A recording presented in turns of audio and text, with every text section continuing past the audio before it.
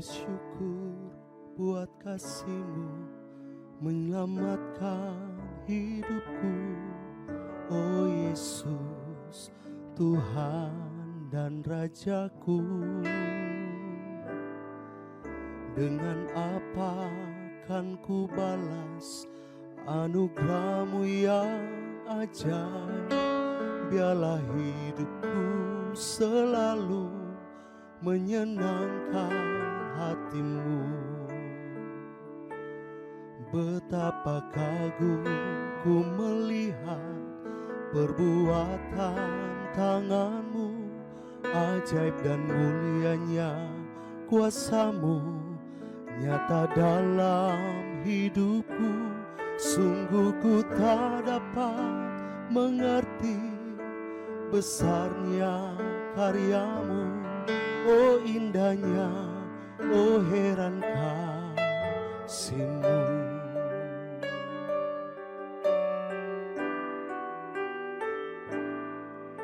Ku bersyukur buat kasih-Mu menyelamatkan hidupku. Oh Yesus, Tuhan dan Rajaku.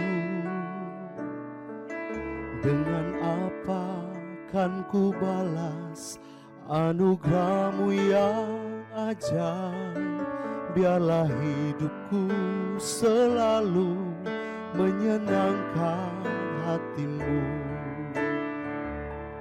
Betapa kagum ku melihat perbuatan tangan-Mu, ajaib dan mulianya kuasa-Mu nyata dalam hidupku.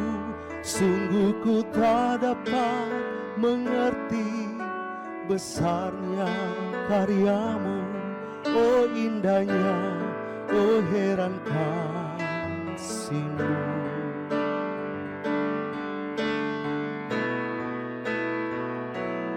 Betapa kagum ku melihat perbuatan tangan-Mu, ajaib dan mulianya kuasa-Mu nyata dalam hidupku.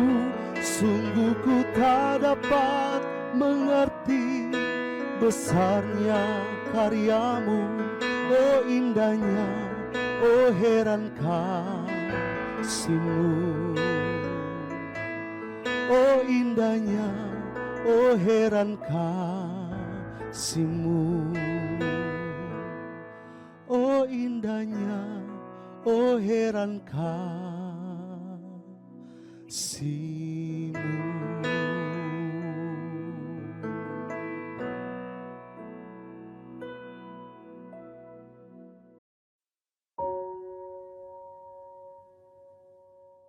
Shalom saudaraku di dalam Tuhan.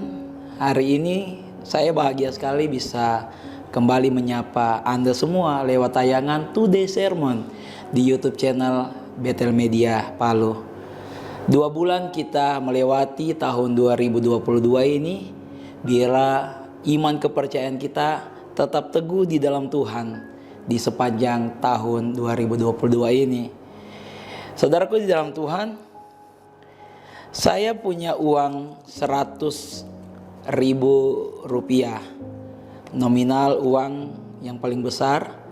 Dan ketika uang ini saya lipat menjadi 2, apakah nilai dari uang ini berubah? Pasti jawaban kita sama, tidak berubah. Nominalnya tetap 100.000 rupiah. Saya lipat lagi. Apakah nilai 100.000 rupiah ini berkurang? Pasti jawaban Anda juga tidak. Ini tetap uang 100.000 rupiah. Saya lipat-lipat lagi. Ya. Nominal uang ini tetap 100.000 rupiah. Kemudian saya buka. Saya ramas uang ini. Ya. Nah, apakah nilai uang ini berubah? Jawabannya tetap sama. Tetap 100.000 rupiah. Uang ini sudah menjadi kusut. saya pulang nanti saya akan setrika kembali uang ini untuk bisa lebih baik lagi atau dengan tampilan yang semula. Jadi apa yang saya mau katakan di sini, uang ini menjadi sebuah tanda bahwa ada sesuatu yang bernilai di dalam kehidupan kita di dunia. Nah, bagaimana dengan hidup kita? Apakah ketika hidup kita mengalami proses, mengalami sesuatu yang tidak enak lewat sesama kita, lewat orang-orang terdekat kita, dalam kehidupan kita, kita menghadapi tantangan. Mungkin kita posisinya dilipat-lipat, posisinya diacak-acak, atau posisinya diramas-ramas, ya, dalam kehidupan kita. Dan itu membuat akhirnya kita berpikir bahwa nilai kita menjadi berkurang di hadapan Tuhan. Tidak demikian. Saya mau katakan bahwa sama seperti uang tadi, kita ini adalah manusia, makhluk yang sangat spesial yang diciptakan Tuhan. Jadi apapun keadaan kita, bagaimanapun bentuk kita, bagaimanapun pandangan orang lain kepada kita, apapun yang menjadi tantangan hidup kita yang kita hadapi sekarang, nilai kita tidak berubah di mata Tuhan. Kita adalah manusia atau makhluk yang sangat spesial di mata Tuhan. Ilustrasi tadi mengawali tema renungan firman Tuhan pada hari ini, yang saya ambil tema insecure. Ini menarik, di mana saya memberikan arti insecure kepada Anda semua, bahwa insecure itu adalah perasaan tidak aman atau tidak nyaman yang membuat seseorang meragukan kemampuannya sendiri atau tidak merasa percaya diri terhadap beberapa aspek dalam kehidupannya. Ini menarik, banyak orang yang merasakan hal ini, dan tidak menutup kemungkinan bahwa saya, Anda juga pernah merasakan hal ini atau sedang merasakan hal ini. Jadi saudaraku dalam Tuhan, orang yang merasa insecure biasanya akan memandang segala sesuatu dari luar dirinya sebagai sesuatu yang mengancam, sehingga membuat orang tersebut menjadi ragu, pesimis, cemas, takut akan penolakan, bayang-bayang perasaan bersalah, dan ini dia, tidak percaya diri. Contoh insecure yaitu kesulitan menerima pujian, berlebihan dalam meminta maaf, sulit terbuka atau berbagi informasi, bersikap arogan, bersikap defensif, sulit meminta bantuan, sulit mengatakan tidak, dan menilai diri kita dari orang lain. Faktor penyebab seseorang mengalami insecure yaitu yang pertama, pernah mengalami kegagalan atau penolakan, kemudian pengaruh gaya asuh orang tua, dan juga terlalu perfeksionis, trauma, dan pernah dibully, dan yang terakhir ketidaktahuan atau minim pengetahuan. Jadi bagaimana supaya kita tidak insecure dalam kehidupan kita menurut Alkitab? Ini yang saya akan bagikan kepada saudara semua hari ini. Yang pertama, kita tidak sendiri. Kita buka bersama di dalam Mazmur 27 ayat yang ke-10. Mazmur 27 ayat yang ke-10. Sekalipun ayahku dan ibuku meninggalkan aku, namun Tuhan menyambut aku. Ini sangat menarik, di mana di sini adalah sosok seorang Daud yang adalah yang dimaksud di dalam ayat ini. Ada alasan sebenarnya Daud untuk dia insecure, putus asa, bahkan merasa paling tidak berharga. Tetapi dalam kisah hidupnya Daud menjadi seorang pahlawan, di mana dia membalikan semua itu. Ketika dia merasa tidak diterima oleh keluarganya sendiri sekalipun, tetapi dia tahu bahwa Tuhan semesta alam yang menciptakannya itu menjadi satu-satunya figur yang menerimanya, sehingga walaupun dalam keadaan yang dia tidak dianggap sama sekali, tapi dia memutarbalikkan fakta, dan Alkitab mencatat bahwa Daud menjadi seorang pahlawan. Ayat ini jelas mengatakan bahwa orang yang paling dekat dalam hidup kita sekalipun yang menolak keberadaan kita tidak akan merubah nilai hidup kita. Jadi ingat, ada Tuhan yang akan menerima kita. Karena apa? Karena nilai hidup kita sangat berharga di matanya. Itu yang pertama. Kenapa kita tidak boleh insecure dalam kehidupan kita, dalam perjalanan iman kita, di sepanjang kehidupan kita? Karena hal ini pasti sangat mengganggu dalam pelayanan, dalam kehidupan sehari-hari, dalam kita berinteraksi dengan orang lain. Karena ingat, kita adalah makhluk sosial, makhluk yang diciptakan Tuhan untuk berinteraksi dengan orang lain. Yang pertama tadi, supaya kita tidak insecure dalam kehidupan kita menurut Alkitab, yaitu kita tidak sendiri. Yang kedua adalah ada yang memberikan kita kekuatan. Kita buka bersama-sama dalam Yesaya 40 ayat yang ke-29. Dia memberikan kekuatan kepada yang lelah dan menambah semangat kepada yang tiada berdaya.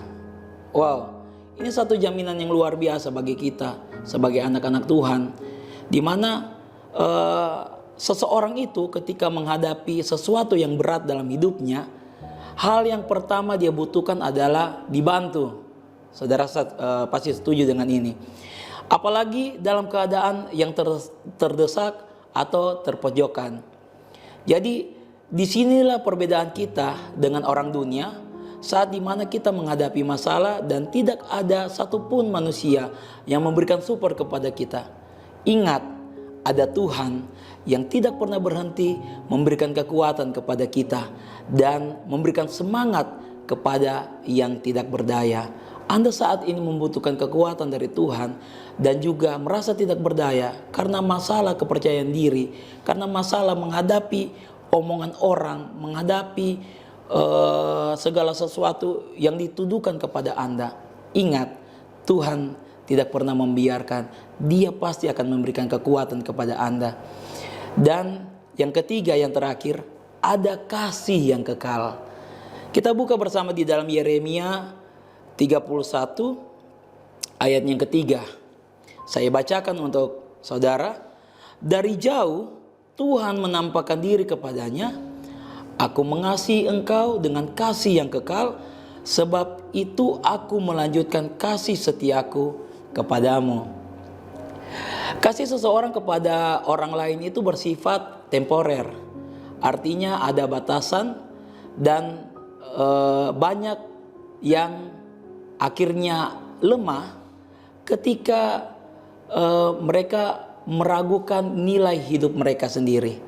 Jadi ketika kasih orang kepada kita berubah, kita akan bertanya-tanya dalam hidup kita, apakah ada yang salah dengan saya sehingga dia tidak sebaik yang dulu?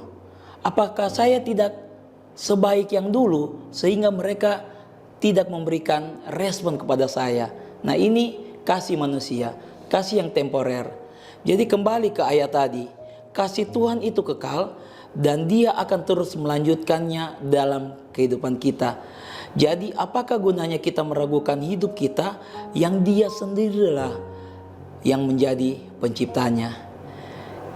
Jadi saudaraku di dalam Tuhan, Alkitab tahu bahwa banyak manusia yang mengalami perasaan tersebut dan kesulitan menjalani hidup karenanya. Dan Alkitab memberikan dorongan dan dukungan bagi kita untuk melewati semua proses dalam kehidupan kita. Ayat terakhir dalam renungan saya hari ini di dalam Yesaya 42 ayat yang keempat. Oleh karena engkau berharga di mataku dan mulia, dan aku ini mengasihi engkau, maka aku memberikan manusia sebagai gantimu dan bangsa-bangsa sebagai ganti nyawamu. Ini betapa seriusnya Tuhan untuk memberikan satu jaminan bahwa kita adalah makhluk ciptaan yang terbaik yang Dia ciptakan di dunia ini. Dan biarlah ini yang menjadi pegangan kita, bahwa apapun keadaan kita saat ini, itu tidak akan pernah mengurangi nilai hidup kita di mata Tuhan. Jadi saudaraku dalam Tuhan, perkataan orang, pandangan orang, bahkan penilaian orang kepada kita tidak akan mengubah nilai hidup kita. Jadi kita adalah produk Allah yang paling terbaik. Biarlah sekarang benar-benar kita bisa menyadari itu. Paling terakhir dari renungan saya hari ini adalah berhenti insecure, ayo bersyukur. Kita akhiri sermon today hari ini di dalam doa. Mari kita berdoa. Terima kasih Bapa di surga untuk waktu yang terbaik yang Tuhan berikan bagi kami untuk mengawali hari. Dalam aktivitas kami hari ini, kami bisa mendengarkan renungan firman Tuhan. Sempurnakan apa yang hamba-Mu sudah sampaikan. Biarlah ini semakin memperkuat kami di dalam kehidupan kami, dalam pelayanan kami, dalam apapun yang kami kerjakan, yang saat ini kami lakukan. Biarlah Tuhan selalu memakai hidup kami untuk menjadi berkat bagi orang-orang di sekitar kami, dan kehadiran kami di sekeliling mereka biarlah menjadi sesuatu yang ditunggu-tunggu, bukan sesuatu yang dihindari. Terima kasih Bapa di surga, berkati aktivitas kami sepanjang hari ini. Nama Tuhan yang dipermuliakan dalam kehidupan kami. Dalam nama Tuhan Yesus, haleluya, amin.